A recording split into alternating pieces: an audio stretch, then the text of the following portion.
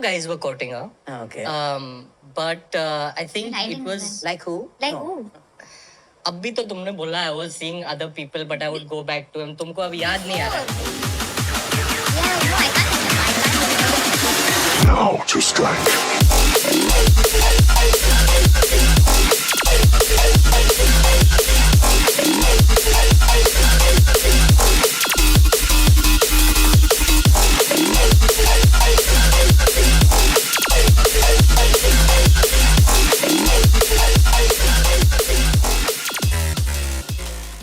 There are several questions immediately off the bat that I will ask you, and you also please do chime in with your thoughts in the comments below. Is the current climate of social media and our parasocial relationships with celebrities getting out of hand where there is an expectation of them to hold on to a perfect moral standard of what we personally believe a relationship should be? Is criticism valid as it is in a public forum and a frivolous talk show and one can have an opinion about it? Is it justifiable to counter a genuine disagreement by stating that the outrage stems from inherent sexism and misogyny? Can't people just disagree irrespective of them being male or female? Is there a double standard when male actors get dragged online and there is no call for moral policing online? Does the outrage come from the fact that reality is the antithesis of the rosy PR picture that celebrities want to project? More importantly, after 8 seasons,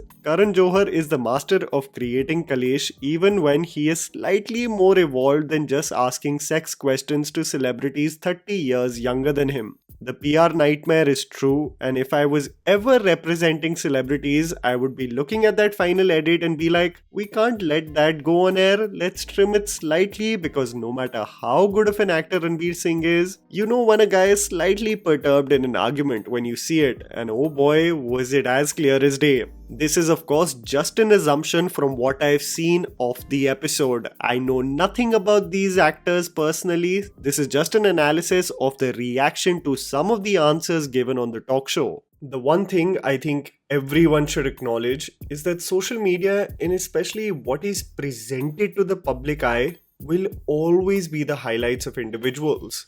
With celebrities, even more so. Acknowledging that one should be advertising their victories, a perception is created that there could possibly be nothing wrong in the lives of these actors. Nothing could be further from the truth. And whenever I see a barrage of photographs and videos and edits by fans highlighting the beautiful relationship that celebrities share with one another, it should all be taken with a pinch of salt, especially if it is advertised by the celebrities themselves. I think the relationship between fans and celebrities and their personal lives especially becomes toxic when they feel like it is their moral duty to defend them on the basis of what is said in interviews.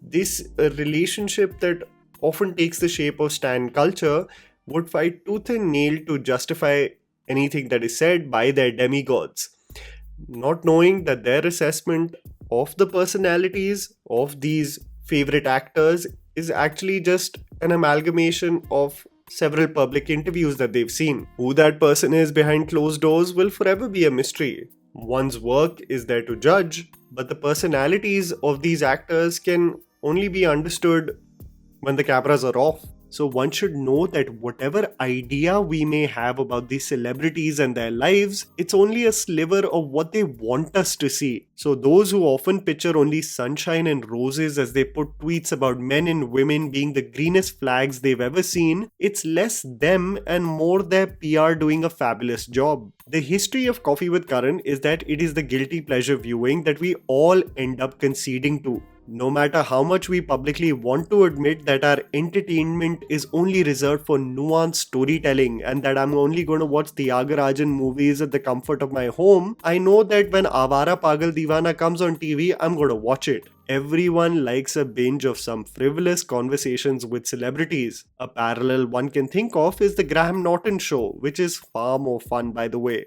Irrespective, as the years have gone by, The unhinged nature of celebrities in these interviews has slowly and steadily become tame. And it has nothing to do with the celebrities of the current generation being boring, but just that they know the nature of social media and the storm that will blow up the moment something even slightly controversial is said. The fear of getting cancelled or trending on Twitter is paramount today versus back in the day where a spectrum of cattiness was still acceptable and quite fun to tune into. The nature of hyper-analyzing each and every statement has created an environment where celebrities have to walk on eggshells, also something that was said by Ranbir Kapoor in 2017. And after all the kalesh that has transpired with episode 1 of the new season, I think this statement still holds true.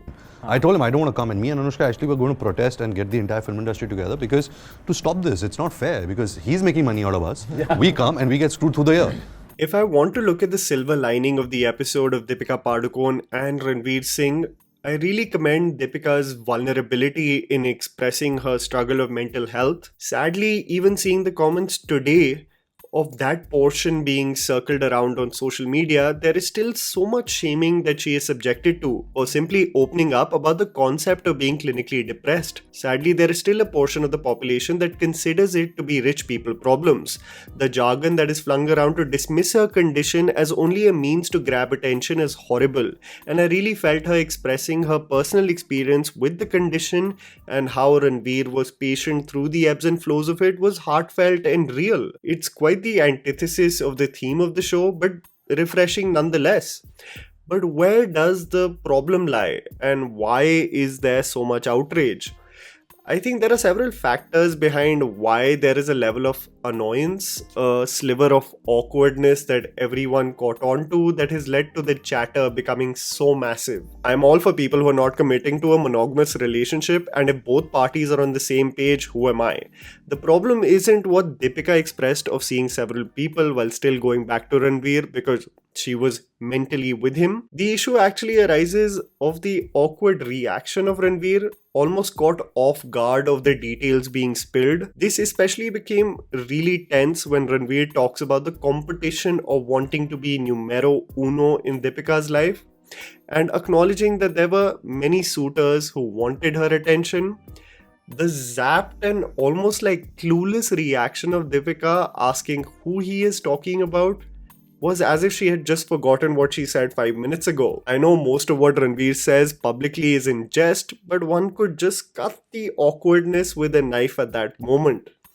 This further made it come across as if the couple were not even on the same page about the relationship. I know that's not true, but I'm just observing what I saw. I know that may not be the case, but it really extracted the gold moment that producers look for in reality TV shows. The tea was spilled, and the body language analysts were out of the closet to give their analysis of what may be the ground rules of their relationship.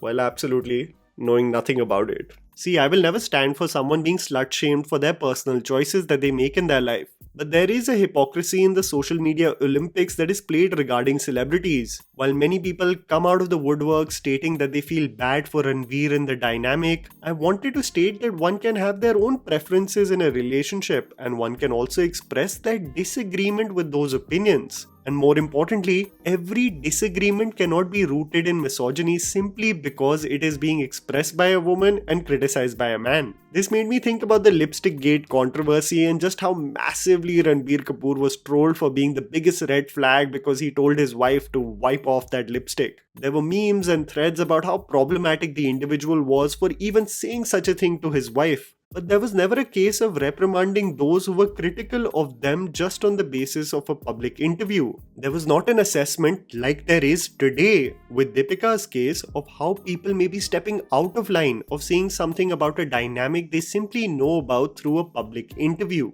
But somehow now people with their trolling, jokes and more importantly assumptions are crossing the line. See, it's always a case of convenience. You protect your favorites because your perceived notion of their perfect life and make someone the villain.